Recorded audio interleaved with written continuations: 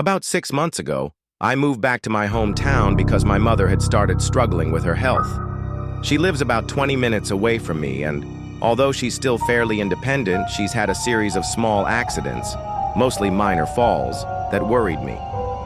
She's stubborn and insists she doesn't need help, but I couldn't ignore the reality. I'd been pushing her to get one of those medical alert systems, but she kept refusing, saying I was overreacting. I knew she valued her independence, but the stress of not knowing if she'd be okay when she was alone was constantly hanging over me. That's why I chose a small duplex close by. It was nothing extravagant, but it was the perfect balance. I could maintain my own life and privacy, but still be close enough to reach her quickly if she needed me. One particular night, I was winding down. It was around 9 p.m., and I had just settled onto the couch to watch TV. The day had been uneventful, and I was looking forward to a quiet evening.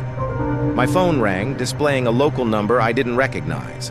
Normally, I might have ignored it, but being new to the area and always concerned about my mom, I answered. A woman's voice introduced herself as a nurse from the emergency room. She said my mother had been brought in an hour earlier after a fall where she hit her head. The nurse's tone was calm but urgent enough to make my heart sink. She said my mom was awake and asking for me, and they needed me to get to the hospital as soon as possible. Every detail she gave seemed legitimate. She knew my mother's full name, her exact address, and even referenced her hip replacement from a few months back. I didn't hesitate. I grabbed my keys, left the TV still playing in the background, and walked out the door. I didn't even think to lock it. My only thought was getting to my mom. The drive felt endless, every red light a personal insult. I tried to keep calm, but my mind raced with possibilities. Was my mom seriously injured? Had she passed out again? Would this be the time her stubborn refusal of help ended in tragedy?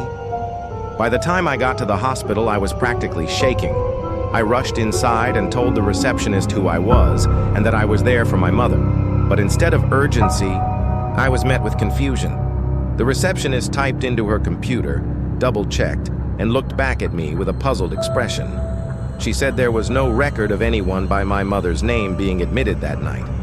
I explained, almost frantically, that I had just gotten a call from a nurse saying she was there. The woman was sympathetic but firm.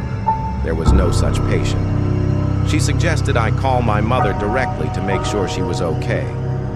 So I stepped outside and dialed her landline.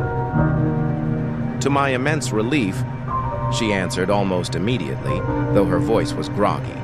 She told me she had been asleep and wanted to know why I was calling so late. I tried to mask my panic, told her I was just checking in, and hung up. That's when it dawned on me. The call hadn't been real. Someone had lured me out of my house on purpose. My stomach dropped as I sped back home. I prayed I was wrong, that maybe it had just been some bizarre prank. When I pulled into the driveway, the front door was shut, just as I had left it. For a moment, I thought maybe I was being paranoid. But the second I walked inside, my heart sank again. The house had been torn apart. My TV, laptop, and jewelry were gone. That was bad enough, but the thieves hadn't stopped there. They had taken things that made no sense. Family photos ripped out of frames, prescription pill bottles emptied and stolen, little personal items that had no real monetary value. It wasn't just a burglary. It felt like someone was deliberately targeting me, sending a message. I called the police, though deep down I knew it was already too late. I gave them every detail I could remember about the call, repeating the nurse's words verbatim. The officers agreed that whoever had done this clearly had inside knowledge. They weren't strangers who just happened to pick my house at random. They knew about my mother, about her medical history, about our lives. That realization made my skin crawl. In the days that followed, I couldn't shake the paranoia. The missing photos disturbed me more than the stolen electronics. Why would anyone want them? Why take prescription bottles? Theories ran through my mind: identity theft, stalking, or something even worse. I became obsessed with retracing every detail.